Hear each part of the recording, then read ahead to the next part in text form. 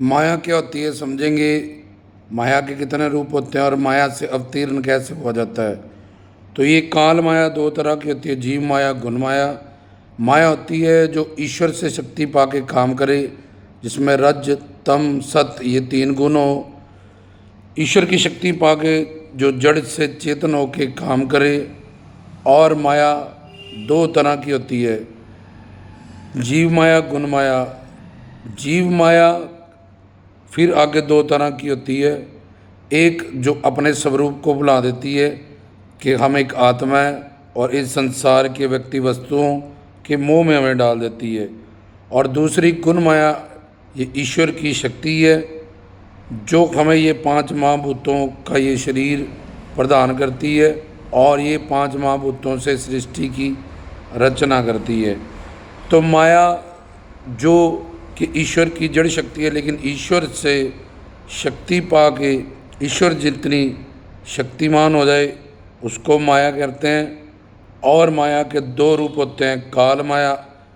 इस काल माया के दो रूप होते हैं, जीव माया, गुण माया। जीव माया का काम है अपने स्वरूप को बुलाना और स्वरूपावरी का मारा, और दूसरा इस संसार में अटैच कर देना। और गुण माया का काम होता है कि इस पांच महाभूतों के शरीर को बनाना, पांच महाभूतों में इस सृष्टि की रचना की उत्पत्ति और ईश्वर की शक्ति पाके इसकी पालन और प्रलय करना। तो ईश्वर की शक्ति है माया और ईश्वर की शक्ति है आत्मा। तो जब हम पूर्ण गुरु, इस माया से अवतीर्ण कैसे हुआ जा सकता है?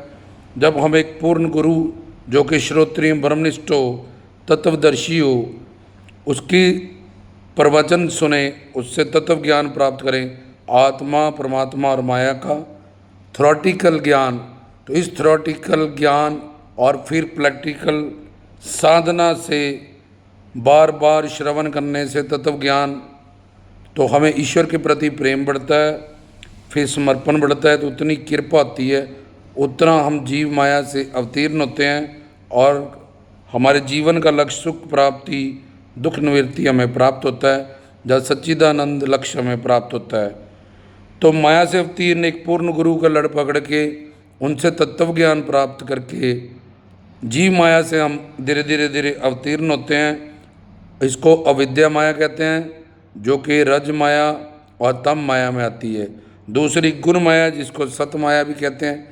इससे अवतीर्ण होने के लिए हमें पूर्ण गुरु की पूर्ण शरणागति तन मन धन से, जैसे एक टीचर के पास, एक वकील के पास, एक डॉक्टर के पास हम पूर्ण शरणागति करके पढ़ाई सीखते हैं, दवाई खाते हैं, कोई केस लड़ते हैं, ऐसे ही अपने उस पूर्ण गुरु जो श्रोत्रिय, ब्रह्मनिष्ठ और तत्वदर्शी हो, उसकी पूर्ण शरणागति के बाद तन मन धन की सेवा करके उसके बनाए गए दरबार, गुरु और जुड़ी गुरु प्यारी साध संगतों की सेवा करके हम अपने अंतःकरण मन से पहले शुद्ध होते हैं, काम, क्रोध, लोभ, मोह, अहंकार से रहित होते हैं। फिर गुरु हमें एक शक्ति का, जैसे दाना सिरदान, नामदान, फिर सेवादान, ज्ञान दान, और फिर अंतःकरण के शुद्ध होने के बाद हमें एक शक्ति का दान करता है, जिसको शिव शक्ति कहते हैं। अलग अलग शास्त्रों में इसको ही विष्णु शक्ति कहते हैं, योग माया कहते हैं, स्वरूप शक्ति कहते हैं। तो ये योग माया की शक्ति से या शिव शक्ति से हम माया से अपने सतगुरु, पूर्ण सतगुरु की कृपा से हमेशा के लिए अवतीर्ण होते हैं, जन्म मरण के बंधन से छुट जाते हैं। हमारा सत्य चित्त आनंद, जन्म मरण से परे होना, ज्ञानवान होना, और सच्चा सुख जो अनंत मात्रा का है, अनंत काल का है और मिलके बढ़ने वाला है, इसको प्राप्त करना। जिसको प्राप्त करने के लिए हम माया के ही व्यक्ति वस्तुओं में अनंत काल से, हमारी मंजिल तो ठीक है लेकिन हमारी दिशा इस माया के कारण हम भटक चुके हैं, गलत हो चुकी है। इस कार जब बुल्ले शाह को ने भी को उनके गुरु ने कहा था, रब दा की पाना है, इधर पुटना तो उधर लगाना है। तो ये सच्चित आनंद का लक्ष्य प्राप्त करने के लिए इस माया से जीतना पड़ता है। और किस तरह से जीता जाएगा आपको बताया गया। माया जो ईश्वर की जड़ शक्ति है, आत्मा चेतन शक्ति है, ईश्वर से शक्ति पाके ईश्वर जितनी बलवंती हो जाती है, उसकी दो परिभाषा होती है, जिसकी प्रतीति ईश्वर के बिना ना हो और जहाँ ईश्वर हो जो ना हो उसका नाम माया। माया दो तरह की, गुणावरी का, स्वरूपावरी का। जहाँ अविद्या जहाँ विद्या, माया जिसको कि रज तम सत गुण कहते हैं, रज और तम को अविद्या, सत को विद्या माया।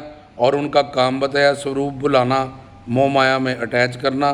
दूसरा पांच महाभूतों का शरीर बनाना। और फिर किस तरह से अवतीर्ण होना है, वो तन मन धन की सेवा करके पहले शुद्धि प्राप्त करनी है मन की, फिर उसके बाद गुरु कृपा से नाम दान, सेवा दान, फिर वो शक्ति प्राप्त करनी है, फिर इस माया से अवतीर्ण हो जाएगा।